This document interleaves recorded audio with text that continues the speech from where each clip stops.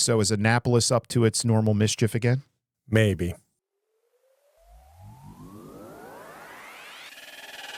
I'm Duane Urban, and welcome to the Urban Defense Podcast, featuring discussion on firearms, concealed carry, self-defense, the law, and much more.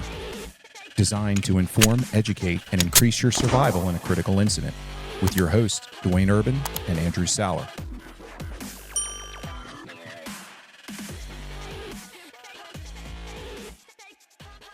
Welcome to the Urban Defense Podcast, and in today's short episode, we're going to be talking about the Maryland General Assembly and bills that you may need to know about. Andrew. Duane, it's an interesting year. The legislative session just kicked off for 90 days on January 8th, and in between now and April 7th, they're going to be attempting to curtail a massive budget structural deficit, and at the same time, reach into your pockets, particularly the pockets of gun owners. So we're tracking 8 bills of interest, and we'll go through all of them. Some of them have little impact on you, and others may have some impact on you. Some are going to have a higher likelihood of passing. Some of them are going to have a lower likelihood of passing. Nonetheless, we'll go through them and kind of give you an idea of what's what in Annapolis this session. Important dates to note is the session began on Wednesday, January the 8th. It ends on April the 7th, and crossover was what date? March 17th? I think so. Let's bring it up on screen. Yep. March 17th. So important dates to note. This will be the first video, and we'll do some updates as the session moves forward.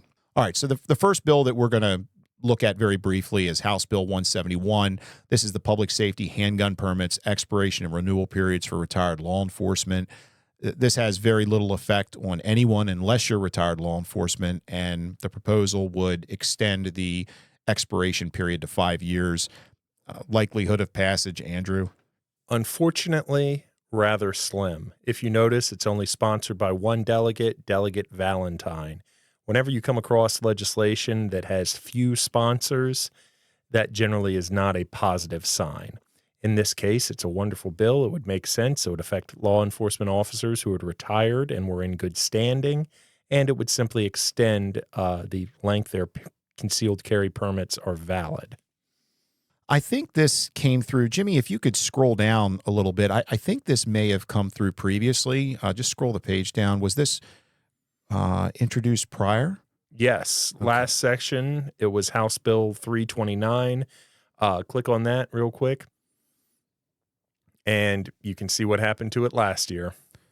Yeah. Let's see here. It didn't go anywhere. Yeah. So it was referred to committee, and that's where it died? Yep. Okay. All right. So the next one we're going to look at is House Bill 250. That is the income tax credit for firearm safety devices. This one, again, minimal impact. It would, if it passed, allow you to claim a income tax credit if you were to purchase a safety device or a safe. You could claim it for the full value up to $200 or $200, whichever is greater, but $200 is the limit, I guess. Does that make sense? Up to a max of $200. A max of $200. I don't know how much great effect that's going to have on someone's income tax return. It's a wonderful message. We all want to promote the safe storage and handling of firearms. In the state's cash-strapped position, the odds of this passing rhyme with hero. All right. Moving right along, House Bill 308. This is going to be exception to armed trespass prohibition regarding retired law enforcement officials. Again, this is going to be another one that's not going to impact most of our listeners unless you're a retired law enforcement officer. It simply is going to take away the requirement for having prior permission or signage when entering onto someone's residential private property. Andrew. Thank you, Senate Bill 1, for bringing that limitation to the state of Maryland. I feel safer every day as a result of that. If you look at that, producer Jimmy, click on that one there. You'll see that this one has two sponsors, Delegates Bartlett and S. Johnson. Once again, not a lot of sponsorship. Those are both Republican delegates, and I think the odds of it passing probably also are slim to none.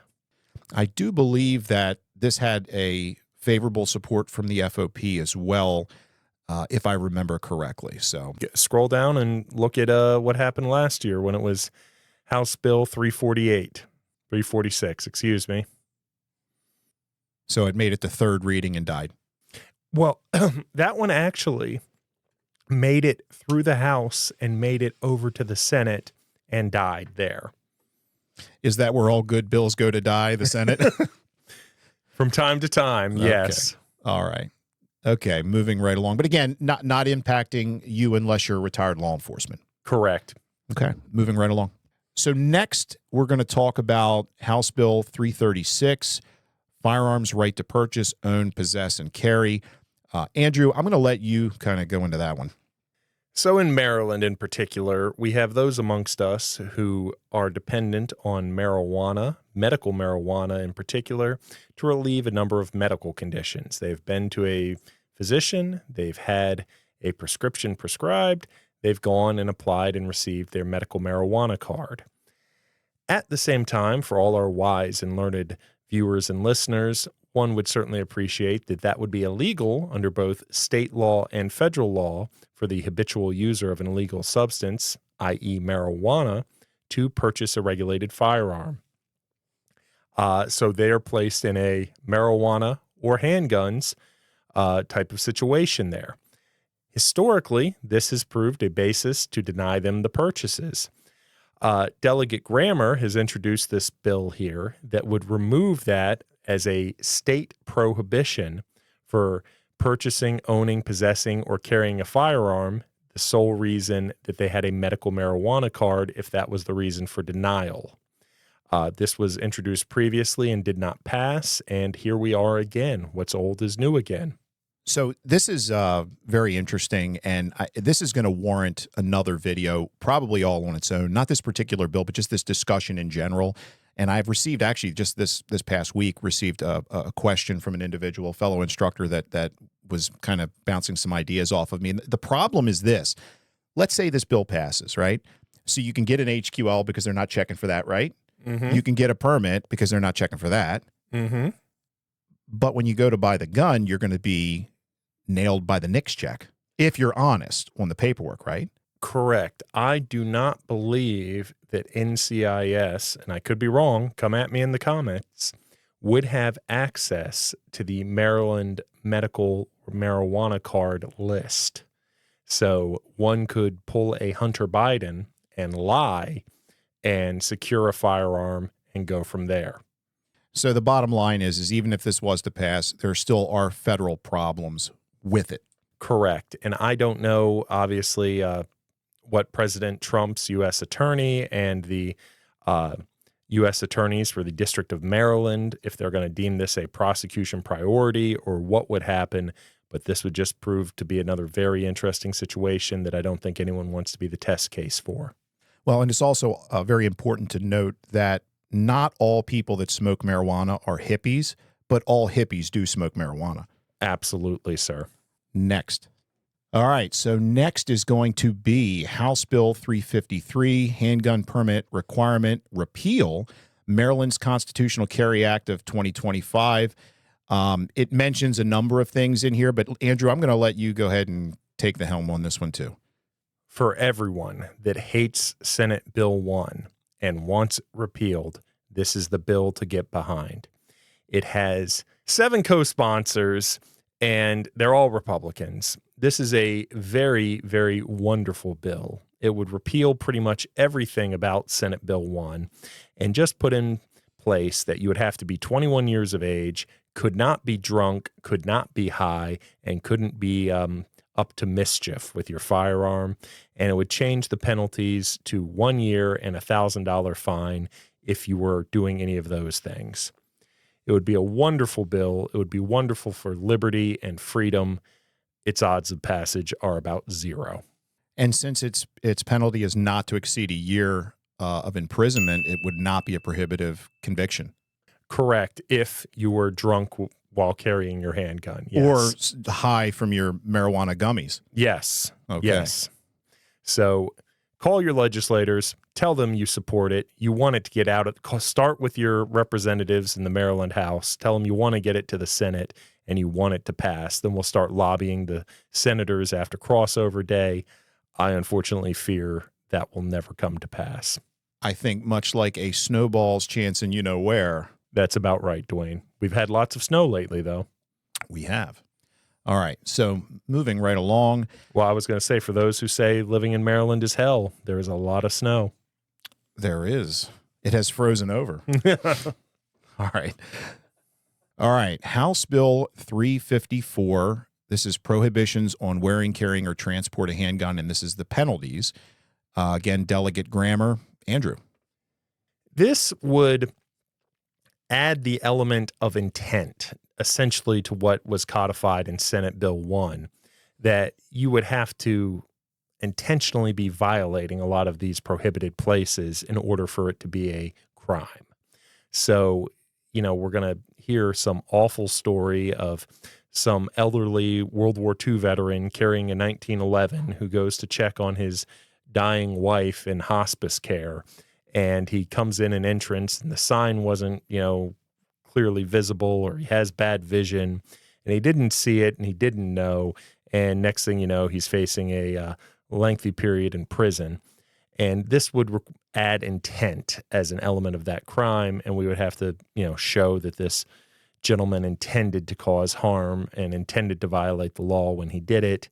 And it would be a wonderful thing for the Second Amendment if this was to pass. But it has one sponsor, Delegate Grammer, and I don't see this going anywhere, unfortunately.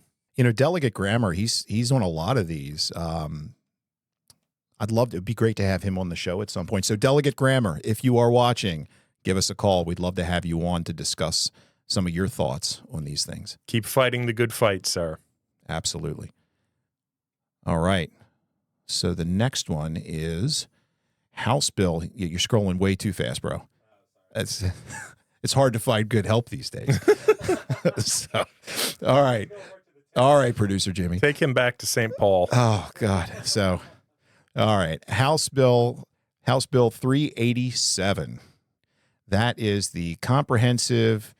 You scrolled too fast. I can't read it. Who needed to read that? All right, hold on. Go back. The Comprehensive Community Safety Funding Act. Andrew. First of all, if you take a look at this, you are going to see over a dozen Democratic sponsors of this piece of legislation.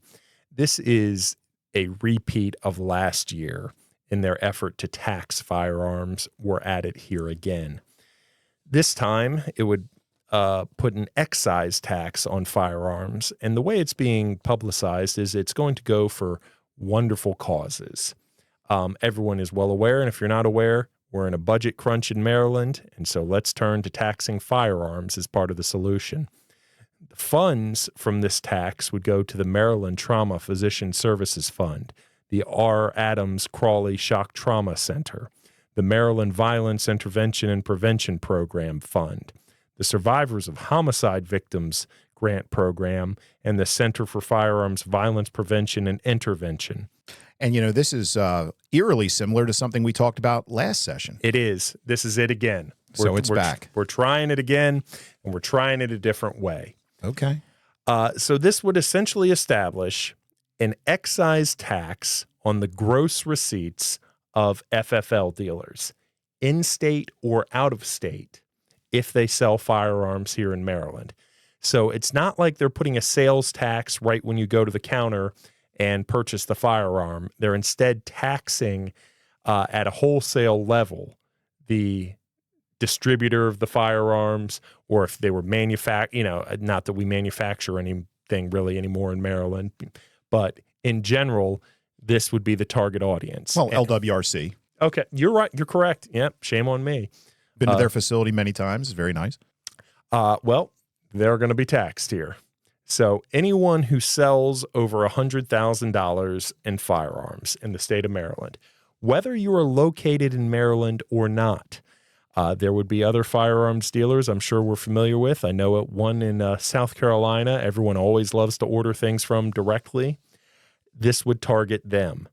So starting in 2027 and 2028, depending on how large of a dealer they are, an 11% excise tax would be imposed on the firearms sold in this state. Now, is it just firearms or firearms accessories, ammunition, and things like that? Because I think that was a part of it last time, wasn't it? That was, yes. This time we're going right at the firearms. That's going to be a big problem for dealers. So that's not only in-state dealers. So they're taxing the firearms that are being sold coming into Maryland, but also the dealers in Maryland that are then selling them to Maryland residents. Yes. So it's like double tax. Yes. And they would be, and that's where it's going to get complicated. They would be taxed, and then you're going to be paying a sales tax on top of it. So 6% on top of the 11%. Well, that cost is going to be passed along to the customer. You can bet on it. So essentially, firearms are going to realistically cost 15 to 20% more when you factor everything else in. Wow. So there are going to be potential constitutional challenges to this, of course. It's not going to go down easily, and they've built in this period of time, I'm sure, to challenge it. And if you do not comply, give me 1 second. Let me flip to this. It comes with a lovely 5-year penalty and or $1,000 fine. So criminal penalties. Yes. So that you would then become a prohibited person for failing to comply. Yes. And you said it starts to go into effect 27 and 28. Yes. Wow. Okay. So purchase your firearms before then. I'm sure if this does pass, it will be subject to challenges. So it's another thing you're going to have to tune in and follow. And we'll obviously see what impact this has on the firearm economy here in Maryland. And part of the justification, of course, is the money is going to a good cause. They say, though, the road to hell is paved with good intentions. And here we are. These are, the shock trauma is a wonderful facility. I'm not sure this is the best way to try and fund it. And once again, if you notice, this is sponsored by over a dozen delegates, so there is definitely a lot of oomph behind it. It is not cross-filed in the Senate, though, so pay attention to this one. Call your legislators, let them know you're opposed to it. If it can be killed in the House, wonderful. And then if it gets to the Senate after crossover day, the fight continues. Thoughts on the likelihood of passage? Strong. That's a shame. Regrettably. Okay. So we're going to keep our eye on that one. That's probably one of the big ones here. That is the biggest one, and it just goes into the overall context of what's going on in Annapolis.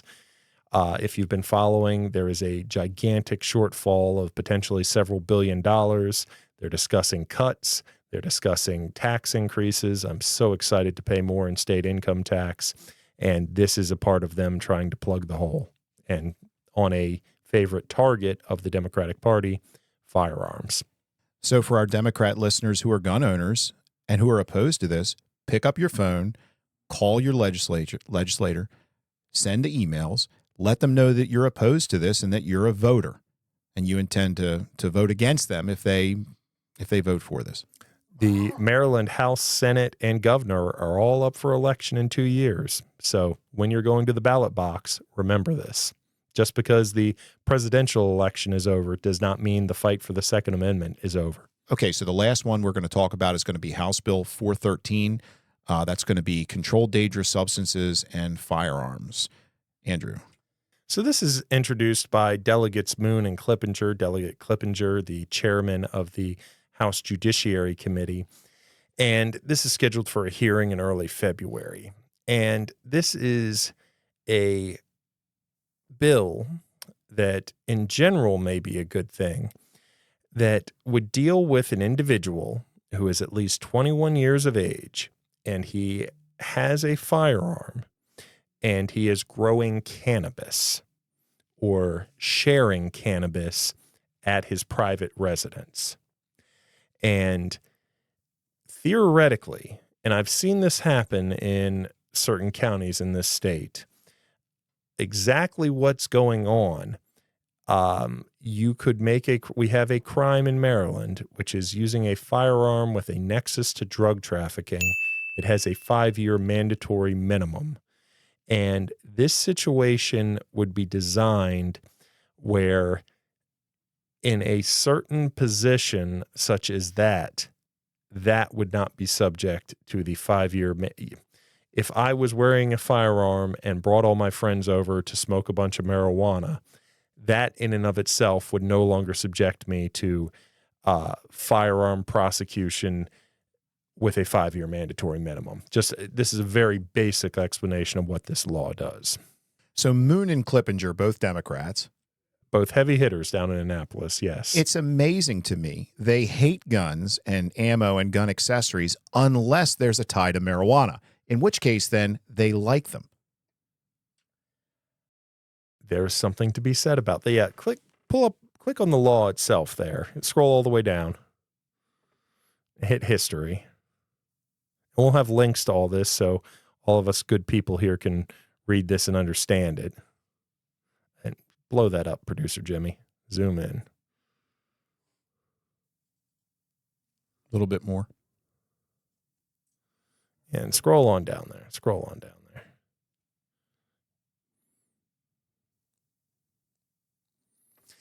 And a big part of this also has to do with the dangerous accelerants that are used with this type of situation that further complicate that. This is a bill that does a lot on a narrow subject. Keep on going, producer. Yeah. Volatile solvent means a solvent that is to produce a flammable gas or vapor that when present in the air in sufficient quantities will create explosive or ignitable mixtures. They don't want you doing this around that. So if you just have a big grow operation in your garage, you're fine. But meth labs are completely out right now? Meth labs are not in favor. That'll be next session. Be the Walter White Meth Lab Gun Act of 2026. We do not like Walter White here in Maryland. Okay. All right. So keep scrolling. So this is a complicated bill. Keep going, Producer Jimmy. Keep going. Yeah. So a person who is at least 21 years old may manufacture a personal use amount of cannabis products or concentrated cannabis for personal use or adult sharing at a private residence if the manufacturing process does not involve the use of a volatile solvent. So, well, and look, I like the way that they've at least said that a person may not manufacture, distribute, or dispense or possess any more than 50 pounds of cannabis, because 50 pounds or less, 49.99 pounds is personal use. Well, that is in the kingpin statute. So, yes, that carries a lot of unpleasant enhancements. So they could still get you with possession to intent to distribute, but if you have more than 50 pounds, you are a kingpin. And keep on going, Producer Jimmy. Like the Woody Harrelson movie. Yes. And you'll see all the other, I've represented people charged with the kingpin. It's never a fun experience for them. Big misunderstandings, I'm sure. Yes. This is also, this is really a complicated statute. For all our listeners, I'm sure you're well aware of the difference between cocaine base and crack cocaine. And Duane, would you like to share? Perhaps. Again, I think we're spending way more time on this than we need to, because probably 99% of our listeners and viewers, probably this does not apply to. Yes. But yes, it is fairly complex. And yes. So no, I don't see any need to explain crack cocaine and the key point. If black tar heroin and you've got me down this rabbit hole here, and this is what I do for a living. So historically, there were disparate sentences for cocaine base versus crack cocaine. And crack cocaine, you would use a volatile substance to refine regular cocaine into crack cocaine, but the penalties for crack cocaine were much higher. than regular cocaine. And yes, so this is to rectify it's got a lot of moving parts here. Sounds like a lot of disparaging treatment there for these crack cocaine users and manufacturers. Yes, you could have a ton, not literally a ton, but you could have a lot if we scrolled all the way back up. You could Let's not do that. Let's not do that. What about bathtub gin? Can you still make bathtub gin and have a handgun? Well, going back to the earlier bill we discussed, if you were making bathtub gin, you had better be paying an excise tax on that alcohol you were manufacturing within the state. And if you do not, you will become a prohibited person. Yeah. Producer Jimmy has to go drain his tub out and all those 55-gallon drums of rot gut he's got in his backyard with a dead squirrel floating in it. So, all right. Well, so look. So I expect lots of questions in the comments about this. Yes, please hit us in the comments, and we'll do another answering or responding to viewer comments video in the future. We can go over that. But look, this is just an example of why you have to be paying attention. There's a lot of stuff that can happen that you may not be aware of, and some of these bills on their face may seem fairly innocuous or harmless, but in actuality, there could be language inserted in there that is anything but. So with that said, pay attention to what's going on in Annapolis. Make sure you're engaged with your legislators, and remember, knowledge is mental ammunition, and train, fight, and win.